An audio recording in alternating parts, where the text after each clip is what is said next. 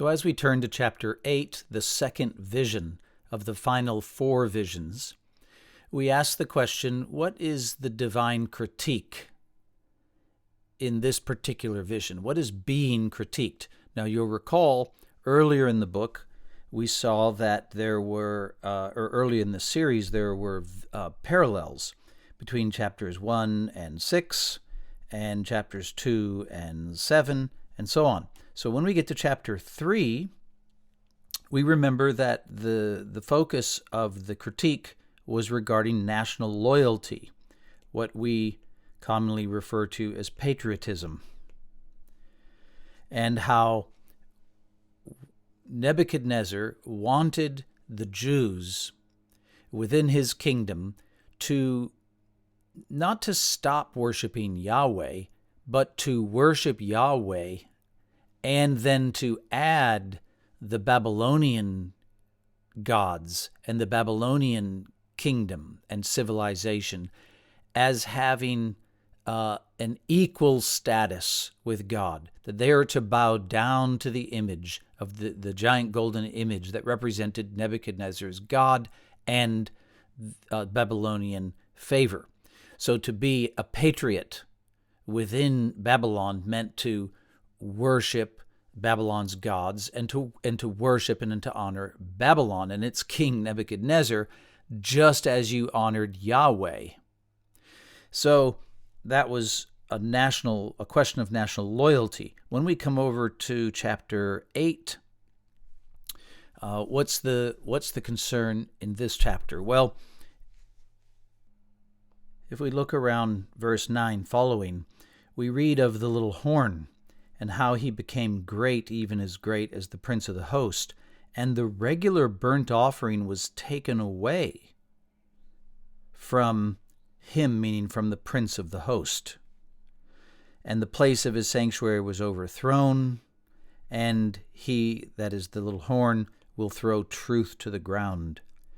So that the little horn is not content to just have the Jews add a new religion or new gods to worship in addition to Yahweh. The little horn takes it a step further.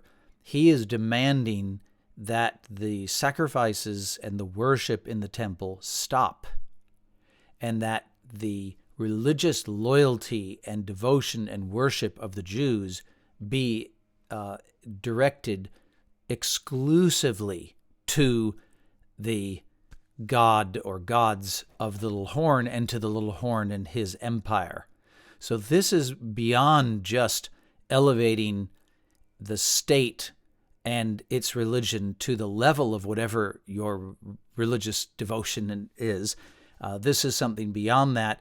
This is something more like a sacral state, where the state itself becomes the new religion and replaces the religion of the Jews. So this is obviously blasphemous, and it's much more serious and weighty. The gravity of this activity underneath the power of the little horn and his control over the Jews is a much more serious, sobering critique of how dangerous this can be as he tries to essentially ban the worship of Yahweh. And of course, the book of the Revelation, we'll pick up this discussion as well in the middle chapters 12 following, if you're interested. So that's what this critique is. Now, as we turn to, and by the way, you can see how they're an obvious parallel, right? They both have to do, both of these sections here have to do with patriotism, but one, where the state and the religion are equalized, God and the state, but over here in chapter 8, where the state replaces God as the new religion. All right, so then that brings up the opportunity for another question, which is we've noticed that these stories are coming in pairs, and the visions are definitely in pairs. We had here a vision of 4 beasts here, and in chapter 8 we get a vision of 2 beasts, the only visions like this in the book, and they're side by side. And so what we want to do is we want to compare and contrast them. How are the two related? And more specifically, as we look at the two and compare and contrast them, how does the vision over here, what does it mean internally? As we did this in chapter 7 as well, remember, what on its own terms, what's the meaning of the vision? If you just see this goat and ram and look at the drama that unfolds, how do you understand this? I'll give you an example. Who would you predict would win between a goat and a ram? Which beast should win that fight? And are they the ones that win? And so on. So you want to look at the internal features of the vision in chapter 8, and then how do these things, what is their meaning before we start sort of decoding it and looking at its interpretation in the second half of it. So best wishes, and we'll see you next time.